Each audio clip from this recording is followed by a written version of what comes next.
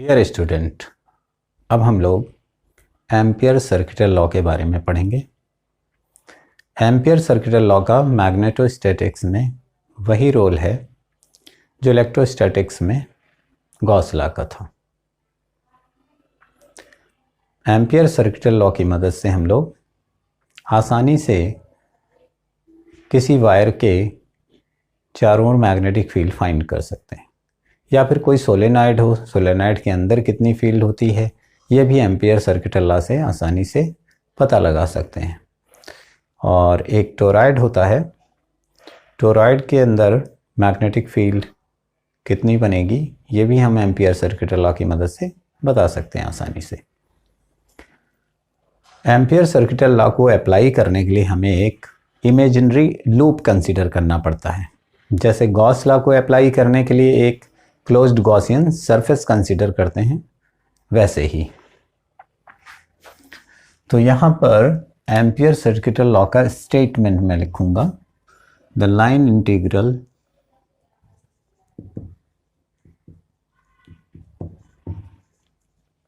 Of magnetic field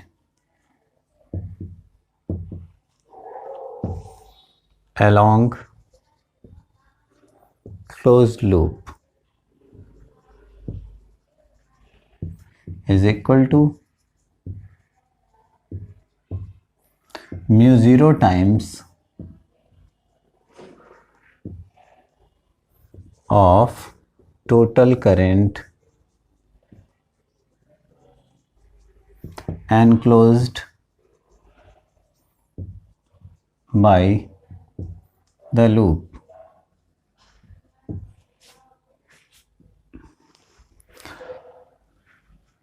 तो यहाँ पर अगर कोई वायर है और इसमें आई करंट फ्लो हो रही है और इसके चारों ओर एक एम्पीरियन लूप कंसीडर कर लें, तो आप जानते हैं करंट की वजह से मैग्नेटिक फील्ड यहाँ पे बनेगी। हालांकि वो भी सर्कुलर फॉर्म में इधर ही होगी, ऐसे ही मैग्नेटिक फील्ड का लूप होगा और इसी डायरेक्शन में जो एम्पीरियन लूप लिया है वो भी होगा। तो जो एम्पीरियन लूप पर आप डीएल लेंथ अगर आप लेते हैं तो डीएल और मैग्नेटिक फील्ड सेम डायरेक्शन में ही होंगे। तो यहाँ पर बी और डीएल का product, B dot DL dot product B DL के बराबर ही होगा, क्योंकि बी डीएल कॉस 0 डिग्री। लेकिन हमेशा ऐसा हो कोई ज़रूरी नहीं है, हो सकता है उसके बीच कोई और एंगल हो, इसलिए हम इस तरह से इसको डिफाइन करेंगे। तो क्या होगा, I1 करंट है और the line integral B dot DL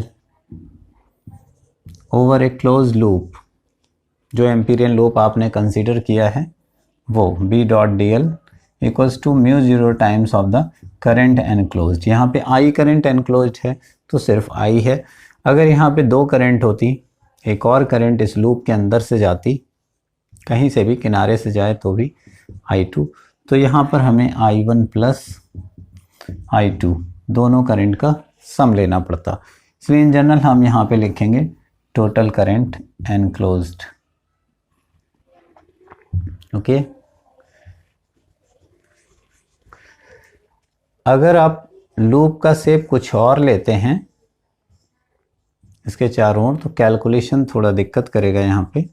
लेकिन B डॉट DL, यहाँ पर DL लेंथ आपको लेनी पड़ेगी इसके ऊपर, ये लूप जो रेक्टेंगुलर लूप लिया हुआ है यहाँ पे, और मैग्नेटिक फील्ड तो एज इट इज़ पहले की तरह ही यहाँ पे सर्कुलर होगी, तो मैग्नेटिक फील्ड की डायरेक्शन दूसरी हो सकती है, तब यहाँ पे थीटा एंगल होगा। तो B dot DL, sorry B, magnetic field B है, B dot DL in this case is B DL cos theta, पर हम लोग लेते सर्कुलर लूप ही हैं।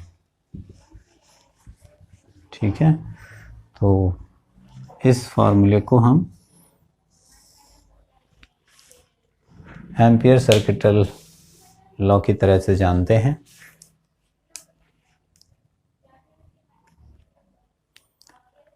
अब हम इसकी एप्लीकेशन पढ़ेंगे।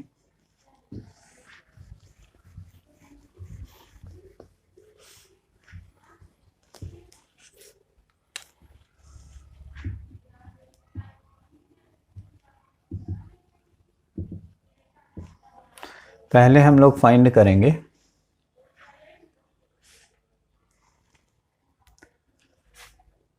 Magnetic field due to straight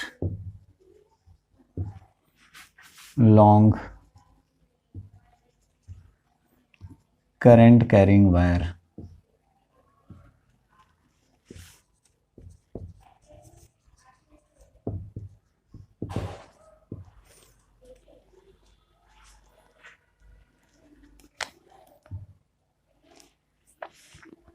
ठीक है, तो फिर इसके लिए आप एक इनफाइनाइटली लॉन्ग वायर लेंगे जिसमें आई करंट फ्लो हो रही है, और मान लीजिए आपको आर डिस्टेंस पर कोई पॉइंट है, वहाँ पर फील्ड कैलकुलेट करनी है।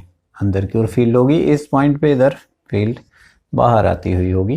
इसको होल्ड करते हैं अगर आप राइट हैंड में, तो fingers will show the direction of magnetic field around the wire, keeping thumb along the current. तो यहाँ पर जो मैग्नेटिक फील्ड है वो हमें फाइंड करनी है। तो हम यहाँ से इस पॉइंट P से जाता हुआ एक एम्पीरियन लूप लेंगे, having centre at the wire. इस तरह से एक एम्पीरियन लूप अपने लिया, ये सर्कुलर लूप हमने कंसीडर किया है। So consider a circular Amperian loop of radius r having wire at its centre and applying the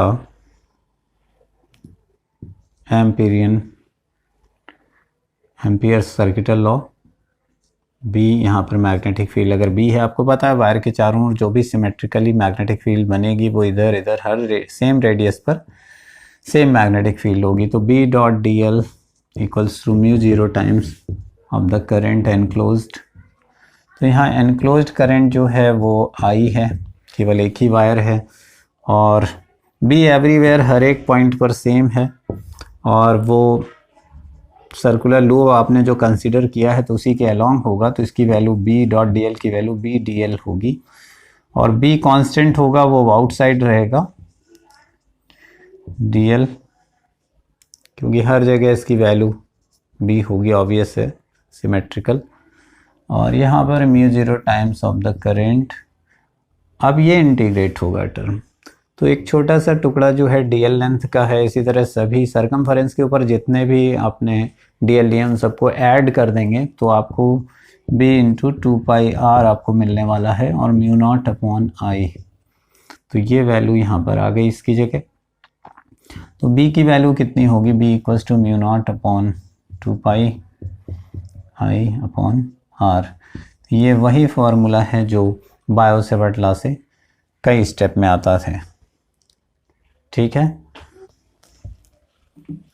the magnetic field due to solenoid, magnetic field inside solenoid,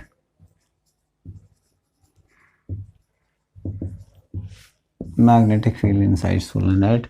ये कोई solenoid है, long solenoid having L length and total turns n. The number of turns per unit length small n equal to n upon L। ये number of turns per unit length है। Solenoid के अंदर magnetic field uniform होगी, इधर की ओर strong होगी, बाहर आते आते मैग्नेटिक फील्ड वीक हो जाती है, इसकी डायरेक्शन ऐसे कोई मैग्नेटिक फील्ड होगी तो इस तरह से ऐसे होकर के ऐसे, तो यहाँ पे बाहर वीक फील्ड होती है, इधर से बाहर वीक फील्ड निकलेगी। तो B can be taken here zero, B can be taken here very weak, neglect कर देंगे, ज़ीरो लेंगे। तो यहाँ पे मैग्नेटिक फील्ड की जो वैल्यू B है वो हमें पता लगानी है। दोनों एंड्स पे तो हाफ हो जाएगी, फील्ड कम हो जाएगी, लेकिन इन बिटवीन द सोलेनॉइड, थोड़े से एंड को छोड़ के बीच के हिस्से की। तो हम यहाँ पे अगर एक रेक्टेंगुलर लूप ले लें, ये एम्पीरियन लूप है, ओके, इसको कोई नाम दे देते हैं P Q R S। Is the loop,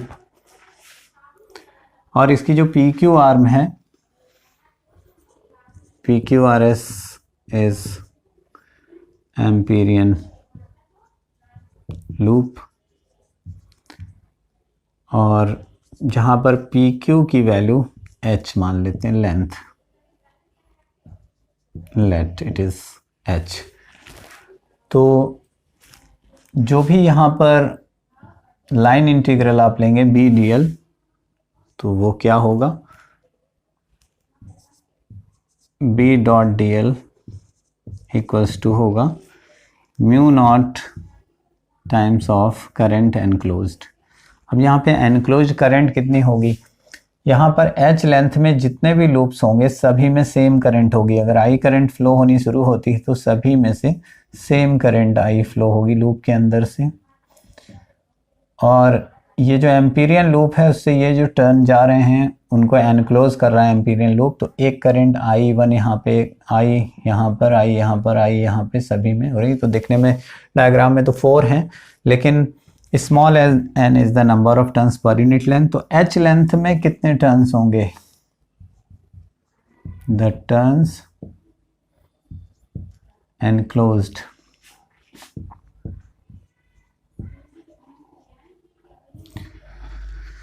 bye Amperian loop, n turns per unit length है तो h लेंथ में nh टर्न्स होंगे। तो यहाँ पे करंट एनक्लोज जो होगी म्यू नॉट, वो होगी, इसमें I से प्रोडक्ट कर दें, nh तो नंबर ऑफ टर्न्स हैं और हर एक में I करंट है, तो this is the current enclosed. आप अलग से भी लिख सकते हैं, देयरफॉर करंट एनक्लोज्ड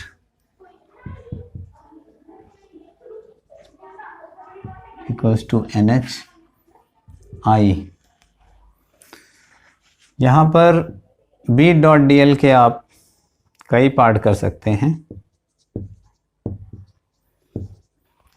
आप देखेंगे तो मैं पी क्यू आर्म की बात करूं, पी क्यू आर्म के along B dot D L plus Q R B dot D L plus R S, ये वाली आर्म, इसके along B dot D L.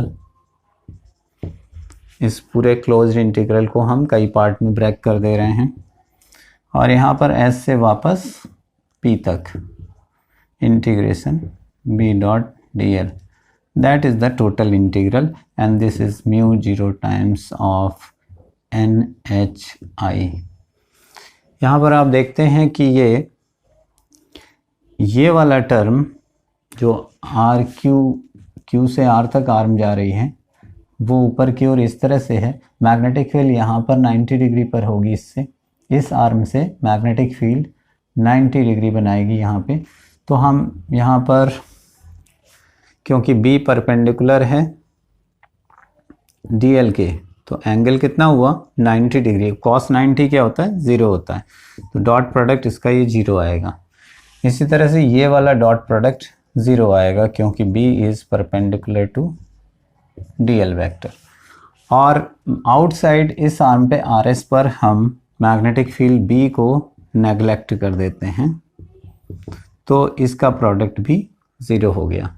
तो अल्टीमेटली क्या बचा कि ये वाला इंटीग्रेशन जो इनसाइड वाला है PQ आर्म का, उसमें मैग्नेटिक फील्ड B और DL एक दूसरे के अलोंग है, B is parallel to DL। तो यहाँ पर तो इसकी वैल्यू डॉट प्रोडक्ट की BDL के बराबर ही आएगी, ठीक है।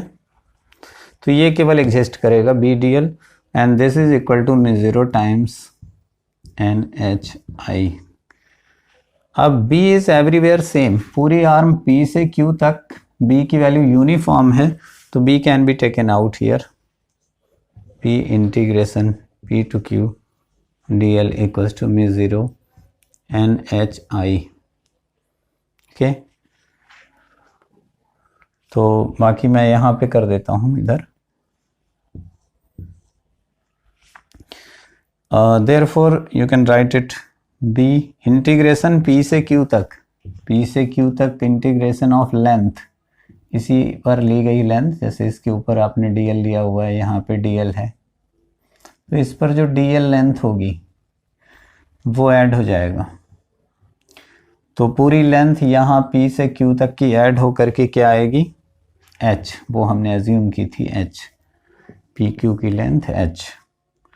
तो h equals to μ0 times NHI।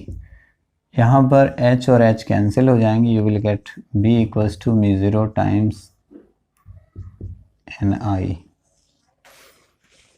This is the formula. ठीक है, तो अब आप इसको समझ गए हों, तो मैं इसको मिटा देता हूँ। तो सोलेनॉइड के अंदर बनने वाली फील्ड फाइनली फार्मूला आता है B equals to μ0 small n I, μ0 NI। μ0 is permeability of free space, n is number of turns per unit length, and I is the current in the wire of solenoid। μ0 अगर अंदर कोई core रखी हो, iron core रखी होगी, तो iron की core होगी तो आयरन का जो म्यू होगा वो μ0 इंटू रिलेटिव परमिएबिलिटी, ये यहाँ पे रिप्लेस हो जाएगा। ओके, जो हमारी अगली एप्लीकेशन है वो है magnetic field due to toroid.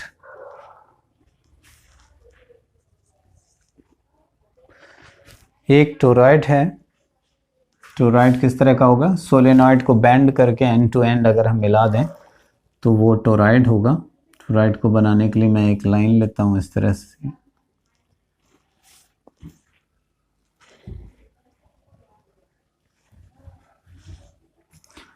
Toroid को ऐसे बना देते हैं हम। एक सर्किल ड्रॉ किया, सर्किल के ऊपर इस तरह से आप वायरिंग इस तरह से लपेटते हुए बनाएंगे।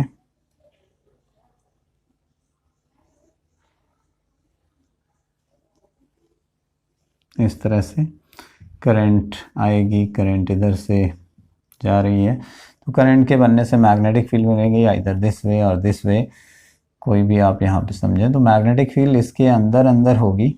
अगर आप देखें इसमें जो टर्न्स हैं इधर की ओर है, मैग्नेटिक फील्ड अंदर जाएगी, तो इस तरह से मैग्नेटिक फील्ड इसमें से फ्लो होती है। यूनिफॉर्म मैग्नेटिक फील्ड इधर से इधर आती है और यहाँ से निकलती है वापस इसी में। ये अगर S पोल है तो ये वाला N पोल है, इस तरह से मैग्नेटिक फील्ड। तो मैग्नेटिक फील्ड बाहर होगी नहीं, लेकिन जो भी है उसकी वैल्यू इस फर्स्ट पॉइंट पे P1 पॉइंट, P2 पॉइंट और P3 पॉइंट पे निकाल सकते हैं, 3 जगह पर। यहाँ पर जो मैग्नेटिक फील्ड होगी वो ज़ीरो होगी, क्योंकि कोई भी करंट एनक्लोज नहीं है। तो सबसे पहले इसकी बात करते हैं। अगर हम P1 पे मैग्नेटिक फील्ड निकालनी है तो हम P1 से जाता हुआ एक एम्पीरियन लूप, सर्कुलर लूप लिया, एम्पीरियन लूप। ये है आपका Amperian loop, dotted line. Okay, तो at P point, P1 point जो आउटसाइड है, वहाँ पर आपको निकालनी है मैग्नेटिक फील्ड। इसकी डिस्टेंस आप R ले सकते हैं और इस पर कोई dl लेंथ आपने ली हुई है। तो अगर यहाँ पे मैग्नेटिक फील्ड जो भी है B है, हम मान लेते हैं, तो क्या होगा, B dot dl equals to closed loop पर इंटीग्रेट करेंगे तो μ0 times of the current enclosed. Enclosed current 0 होगी इससे एनक्लोज्ड, क्यों, इसमें करंट तो है, लेकिन जब टर्न ऊपर की ओर आता है, इसे करंट इसमें क्या हो रही है, ऐसे टर्न हो करके अंदर जा रही है, तो ऊपर आने वाली करंट पॉजिटिव और अंदर जाने वाली करंट नेगेटिव।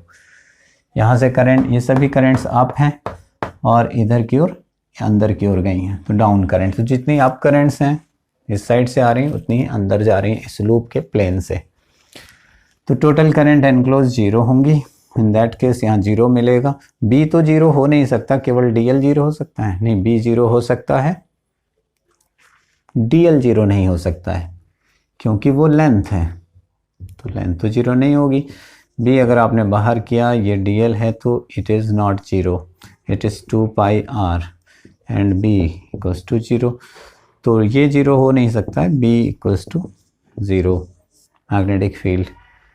ये पहला केस था। सेकंड इसमें है, हम इस पॉइंट की बात करें तो यहाँ से जाता हुआ एम्पीरियन लूप लेते हैं, तो एट P2 इसका रेडियस हम फिर से R ले लेते हैं, but R is less than, अगर हम एवरेज रेडियस इस पूरे का R ले रहे हैं बड़ा वाला, तो यहाँ पे R लेस है अंदर के लिए, तो यहाँ भी वही केस निकलेगा, B dot D L equals to μ0 times of the current enclose. यहाँ तो कोई करंट ही नहीं है जो कि इस एम्पीरियन लूप के प्लेन को कट कर रही हो, इसके अंदर से जा रही हो या बाहर आ रही हो, तो यहाँ पे 0 मिलेगा और this will give you b equals to 0 again.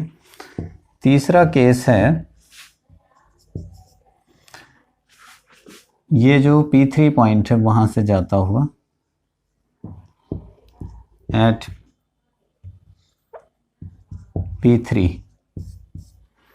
P3 पर क्या होगा, एनक्लोज्ड करंट, केवल जो वायर्स अंदर की ओर करंट जिनमें गई हैं वही एनक्लोज्ड हैं, आइदर बाहर की ओर करंट हो, कोई केस लिया जा सकता है, लेकिन एक ही तरह से करंट है, अगर वो अंदर जा रही है इस वायर में तो इसमें भी अंदर जा रही है, इसमें भी अंदर जा रही है, तो वही करंट एनक्लोज्ड है। और टोटल टर्न्स अगर n हैं, if there are n number of total turns, then current भी n टाइम्स होगी, तो b डॉट डी एल की value over this loop equals to μ0 times of the current ni होगी, और b डॉट डी एल की value b D L होगी इस case में μ0 ni। b हर जगह सेम होगा, जो भी b होगा वो यूनिफॉर्म होगा, सभी जगह b एक जैसा होगा, और इंटीग्रेट करेंगे dl को, इसके ऊपर dl है लेंथ, इसके ऊपर dl लेंथ, ये सभी dl लेंथ इंटीग्रेट होंगी। यहाँ पर इंटीग्रेट होने पर आपको मिलेगा 2 पाई r सरकमफरेंस, इसका सरकमफरेंस होगा, और यहाँ पे μ0 ni। अगर b की वैल्यू आप देखेंगे तो μ0 और अपॉन में ये पहुँच जाएगा 2 पाई r n i, इस तरह से। अगर हम n अपॉन ये पूरी लेंथ ले लें तो this is nothing but number of turns per unit length μ0 small n i, तो हम इस फॉर्म में भी लिख सकते हैं कि b की वैल्यू है μ0 small n i, where n is number of turns per unit length, total turns upon 2 pi r average radius of the toroid. Okay.